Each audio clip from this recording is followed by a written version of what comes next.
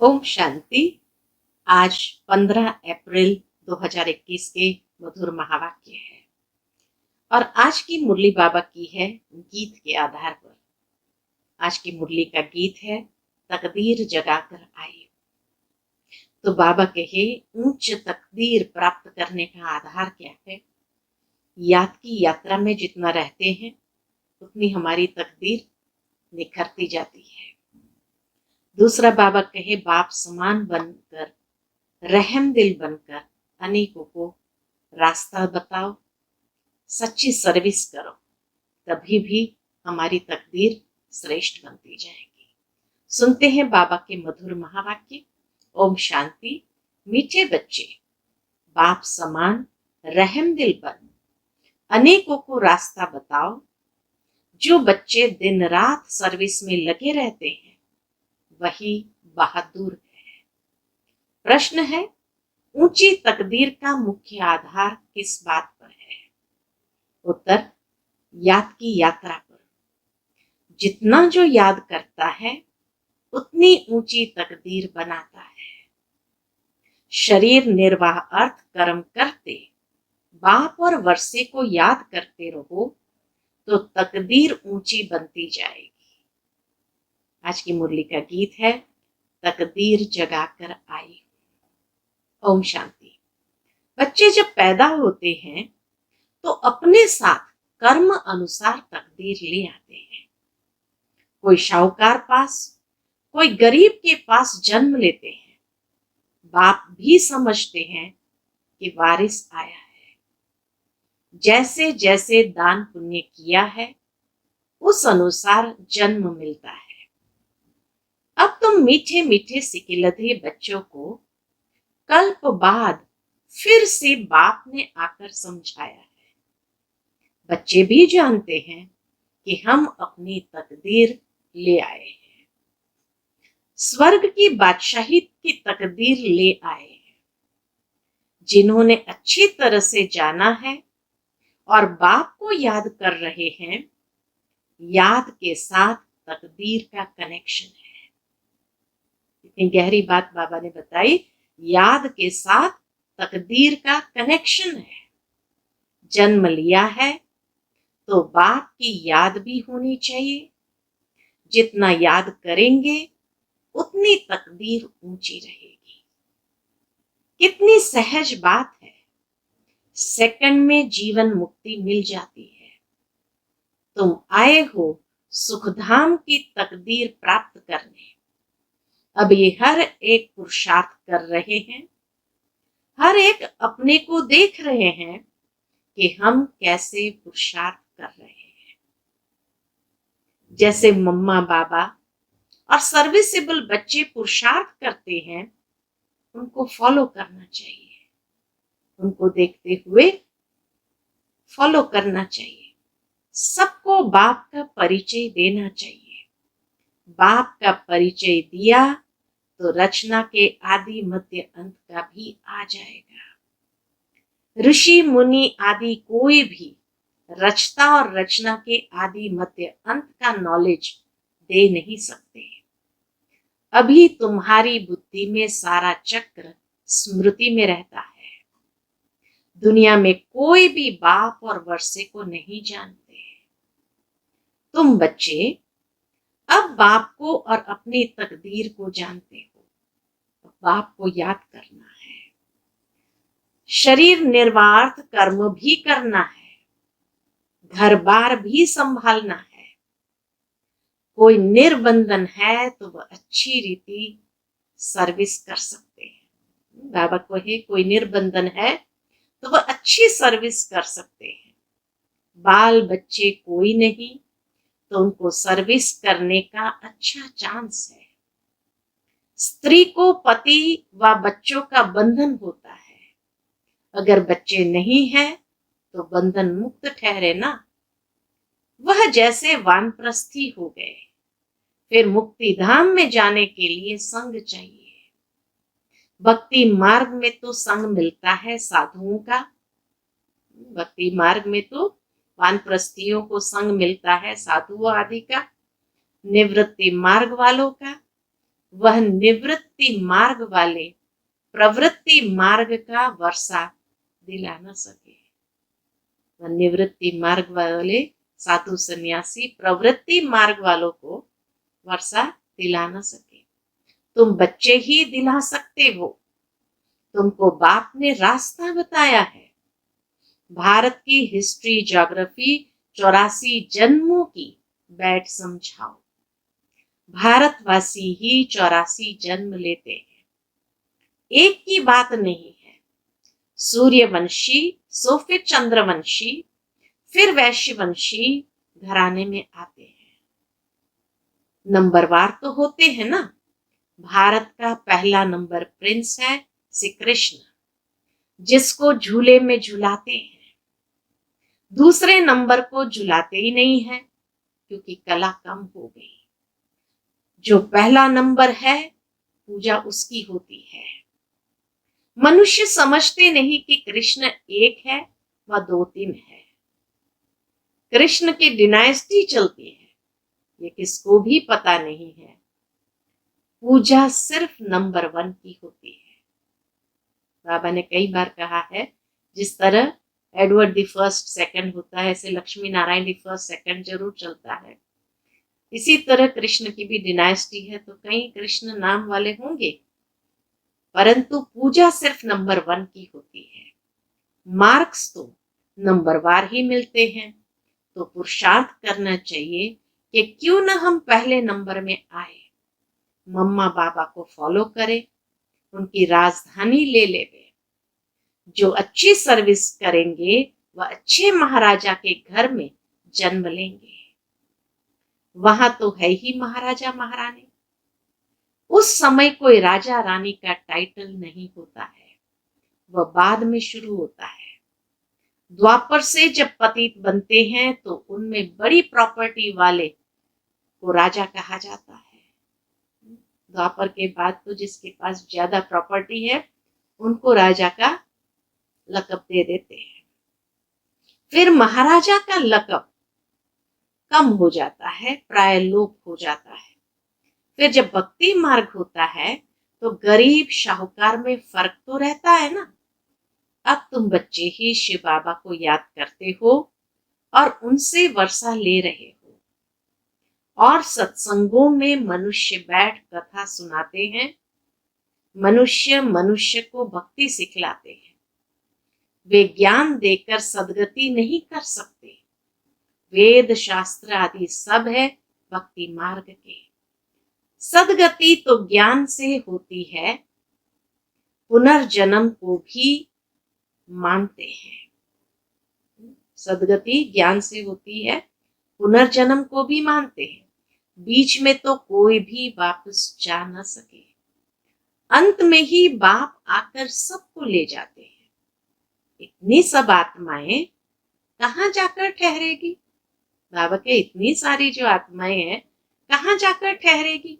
सब धर्म वालों के सेक्शन तो अलग अलग है ना। तो यह भी समझाना है, यह किसको पता नहीं है कि आत्माओं का भी झाड़ है। तुम बच्चों की बुद्धि में सारे झाड़ का ज्ञान रहता है। आत्माओं का झाड़ भी है, जीवात्माओं का भी झाड़ है। बच्चे जानते हैं कि हम यह पुराना शरीर छोड़कर घर जा रहे हैं। ये पुराना शरीर छोड़कर कहाँ जा रहे हैं? घर जा रहे हैं। मैं आत्मा इस शरीर से अलग हूं, ये समझना गोया जीते जी मरना। जैसे ही ये निश्चय होता है कि मैं आत्मा इस शरीर से अलग हूं, माना जीते जी मरना। आप हुए मर गई दुनिया। मित्र संबंधी आदि सबको छोड़ दिया। पहले पूरी शिक्षा लेकर मर्तबे के अधिकारी बन फिर जाना है। बाप को याद करना तो बहुत सहज है। भल कोई बीमार हो, उनको भी कहते रहना चाहिए कि शिव बाबा को याद करो, तो विकर्म विनाश होंगे। जो पक्के योगी है उनके लिए जल्दी मरना, शरीर छोड़ना भी अच्छा नहीं है। बाबा कहे जो पक्के योगी है उनके लिए जल्दी मरना अर्थात प्रैक्टिकल में शरीर छोड़ना भी अच्छा नहीं है, क्योंकि वह योग में रहकर रूहानी सर्विस करते हैं, वह योग में रहकर रूहानी सेवा करते हैं। मर जाएंगे तो सेवा कर नहीं सकेंगे, सेवा करने से अपना ऊंच पद बनाते रहेंगे और भाई बहनों की सेवा भी होगी, वह भी बाप से वर्षा पा लेंगे। हम आपस में भाई भाई हैं, एक बाप के बच्चे हैं। बाप कहते हैं मुझे याद करो तो विकर्म विनाश होंगे। आगे भी ऐसे कहा था, इसको भी समझा सकते हो बहन जी अथवा भाई जी, तुम्हारी आत्मा तमो प्रधान बन गई है, जो सतो प्रधान थी अब फिर तमो प्रधान से सतो प्रधान बन सतो प्रधान दुनिया में चलना है। आत्मा को सतो प्रधान बनाना है, कैसे? याद की यात्रा से। याद का पूरा चार्ट रखना चाहिए, ज्ञान का चार्ट नहीं रख सकेंगे। बाप तो ज्ञान देते रहते हैं, जांच रखनी है कि हमारे ऊपर जो विकर्मों का बोझा है वह कैसे उतरे, इसलिए याद का चार्ट रखा जाता है। हमने कितना घंटा याद किया, मूल वतन को भी याद करते हैं, फिर नई दुनिया को भी याद करते हैं। उथल पुथल होनी है, उसकी भी तैयारी हो रही है। बॉम्ब्स आदि भी बनते जाएंगे। एक तरफ कहते हैं कि हम ऐसे ऐसे मौत के लिए सामान बना रहे हैं, साइंटिस्ट लोग कहते हैं हम ऐसे ऐसे मौत के लिए सामान बना रहे हैं। दूसरी तरफ कहते हैं मौत का सामान नहीं बनाओ, एक दूसरे के ऊपर जैसे जोर डालते हैं कि मौत का सामान नहीं बनाओ। समुद्र के नीचे भी मारने का सामान रखा है, ऊपर आकर बॉम्ब्स छोड़ फिर समुद्र में चले जाएंगे। ऐसी ऐसी चीजें बनाते रहते हैं, यह अपने ही विनाश के लिए कर रहे हैं। मौत सामने खड़ा है, इतने बड़े बड़े महल बना रहे हैं, तुम जानते हो ये सब मिट्टी में मिल जाएंगे। किनकी दबी रही धूल में, किनकी राजा खाए, किनकी आग जलाए। बाबा कहे लड़ाई जरूर होगी, कोशिश कर पॉकेट सबके खाली करेंगे। क्या करेंगे? टैक्स लगा करके या कैसे भी करके सबके पॉकेट खाली करेंगे। चोर भी कितने घूस पड़ते हैं, लड़ाई पर कितना खर्चा करते हैं, लड़ाई पर कितना खर्चा करते हैं। ये सब मिट्टी में मिल जाना है। मकान आदि सब गिरेंगे। बॉम्ब्स आदि गिरने से सृष्टि के 3 भाग खलास हो जाते हैं। तीसरा विश्व युद्ध हुआ तो बाबा कहिए बॉम्ब्स आदि गिरने से 3 हिस्सा सृष्टि का खत्म हो जाएगा, खलास हो जाते हैं, बाकी 1 भाग बच जाता है। भारत एक हिस्से में है ना, बाकी तो सब बाद में आए हुए हैं। अभी भारत का ही भाग बचेगा। मौत तो सबका होना ही है, तो क्यों न हम बाप से पूरा वर्षा ले लेवे। इसलिए बाप कहते हैं लौकिक संबंधियों से भी तोड़ निभाना है, बाकी बंधन नहीं है तो बाबा राय देंगे कि क्यों नहीं सर्विस पर लग जाते हैं। स्वतंत्र है तो बहुतों का भला कर सकते हैं। अच्छा, कहाँ बाहर न जाए तो अपने मित्र संबंधियों पर ही रहम करना चाहिए। आगे कहते थे ना कि बाबा रहम करो, अब तो तुमको रास्ता मिला है तो औरों पर भी रहम करना चाहिए। जैसे बाप रहम करता है, बाप कहते हैं मुझे याद करो तो विकर्म विनाश होंगे। सन्यासी लोग तो हठयोग आदि की कितनी मेहनत करते हैं, यहाँ तो यह कुछ नहीं है। सिर्फ याद करो तो पाप भस्म हो जाएंगे। इसमें कोई तकलीफ नहीं है, सिर्फ याद के यात्रा की बात है। उठो, बैठो, कर्मेंद्रिय से भल कर्म भी करो, सिर्फ बुद्धि का योग बाप से लगाओ। सच्चा सच्चा आशिक बनना है उस माशूक का। खुद कहते हैं कि हे आशिकों, हे बच्चों, भक्ति मार्ग में तो बहुत याद किया, लेकिन अब मुझ माशूक को याद करो तो तुम्हारे पाप भस्म होंगे। आशिक बनकर उस माशूक को याद करेंगे तो पाप भस्म होंगे। मैं गारंटी करता हूं, बाबा गारंटी करता है। माना इतना प्यार से बाबा को याद करना है, तब पाप भस्म होंगे। कोई कोई बात शास्त्र में आ गई है। भगवान द्वारा गीता सुनने से तुम जीवन मुक्ति पाते हो। मनुष्य द्वारा गीता सुनने से जीवन बंद में आ गए हो, सीढ़ी उतरते आए हो।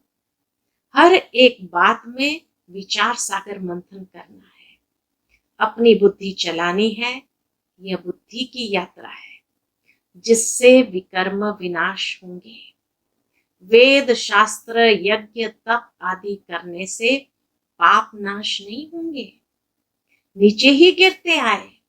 अभी तुमको ऊपर जाना है। सिर्फ सीढ़ी से कोई समझ नहीं सकेंगे जब तक उस पर कोई समझाए नहीं। ऐसे सीढ़ी का चित्र देख लेंगे कुछ समझेंगे नहीं, इसीलिए बाबा के उस पर बैठ समझाना है। जैसे छोटे बच्चे को चित्र दिखाकर सिखाना पड़ता है।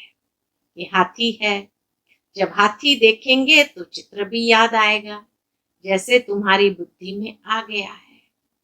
चित्र में हमेशा छोटी चीज दिखाई जाती है।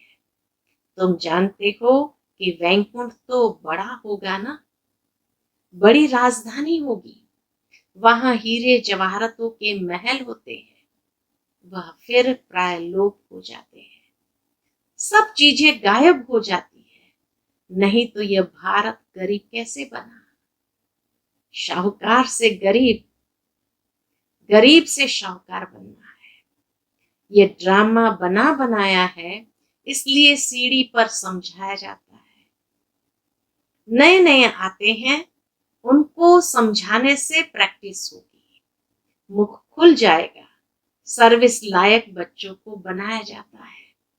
कई सेंटर्स पर तो बहुत बच्चे अशांति फैलाते रहते हैं। बुद्धि योग बाहर भटकता है तो नुकसान कर देते हैं, वायुमंडल खराब कर देते हैं। नंबरवार तो है ना। फिर बाप कहेगा तुमने पढ़ा नहीं तो यह हाल अपना देखो। दिन प्रतिदिन जास्ती साक्षात्कार होते रहेंगे। पाप करने वालों को सजाएं भी मिलती रहेगी।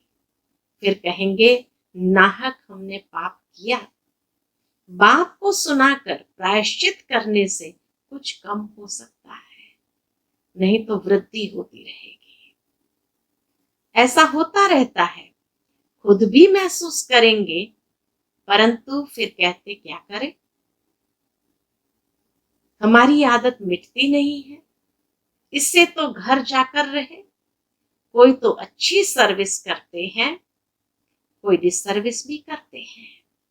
हमारी सेना में कौन कौन बहादुर है, यह बाप बैठ नाम बताते हैं।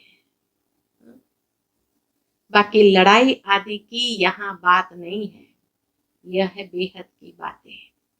अच्छे बच्चे होंगे तो बाप जरूर महिमा भी करेंगे।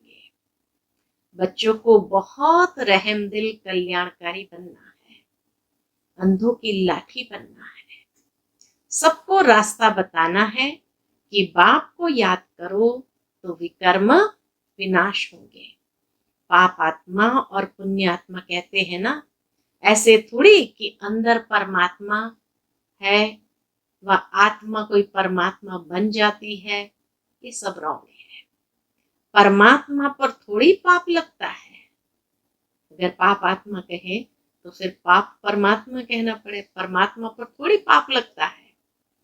उसका तो ड्रामा में पार्ट है सर्विस करने का। मनुष्य ही पापात्मा पुण्यात्मा बनते हैं। जो सतो प्रधान थे वही तमो प्रधान बने हैं। उनके तन में बाप बैठ सतो प्रधान बनाते हैं, तो उनकी मत पर चलना पड़े ना। अभी बाप ने तुम बच्चों को विशाल बुद्धि बनाया है। अभी तुम जानते हो कि राजधानी कैसे स्थापन हो रही है। बाप ही ब्रह्मा तन में आकर ब्रह्मा मुख वंशावली बच्चों को राजयोग सिखाए देवी देवता बनाते हैं, फिर पुनर्जन्म ले सीढ़ी उतरते हैं। अब फिर सब रिपीट करना है। बाप फिर ब्रह्मा द्वारा स्थापना करा रहे हैं। योग बल से तुम 5 विकारों पर जीत पाकर जगत जीत बनते। योग बल से 5 विकारों पर जीत पाकर जगत जीत बनते हो। बाकी लड़ाई आदि की कोई बात नहीं है। अच्छा, मीठे मीठे सिकिलते बच्चों प्रति माता पिता बाप दादा का याद प्यार और गुड मॉर्निंग। रूहानी बाप की रूहानी बच्चों को नमस्ते। हम सब रूहानी बच्चों की रूहानी माता पिता बाप दादा को याद प्यार गुड मॉर्निंग और नमस्ते। नमस्ते, शुक्रिया बाबा, शुक्रिया। आज की मुरली से धारणा के लिए मुख्य सार है। पहली पॉइंट, बंधन मुक्त बन, बाप की सर्विस में लग जाना है, तभी उच्च तकदीर बनेगी। बंधन मुक्त बन, बाप की सर्विस में लग जाना है, तभी ऊंची तकदीर बनेगी। रहमदिल बन, अनेकों को रास्ता बताना है, अंधों की लाठी बनना है। दूसरी पॉइंट, इस शरीर से ममत्व निकाल, जीते जी मरना है, क्योंकि अब वापस घर जाना है। बीमारी में भी एक बाप की याद रहे तो विकर्म विनाश हो जाएंगे। आज का बाबा का मधुर वरदान है, अन्य आत्माओं की सेवा के साथ साथ स्वयं की भी सेवा करने वाले सफलता मूर्त भव। अन्य आत्माओं की सेवा के साथ साथ स्वयं की भी सेवा करने वाले सफलता मूर्त भव।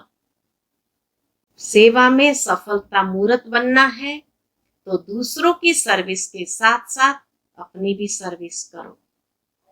जब कोई भी सर्विस पर जाते हो तो ऐसे समझो कि सर्विस के साथ साथ अपने भी पुराने संस्कारों का अंतिम संस्कार करते हैं। जितना संस्कारों का संस्कार करेंगे उतना ही सत्कार मिलेगा। सभी आत्माएं आपके आगे मन से नमस्कार करेगी, लेकिन बाहर से नमस्कार करने वाले नहीं बनाना, मानसिक नमस्कार करने वाले बनाना।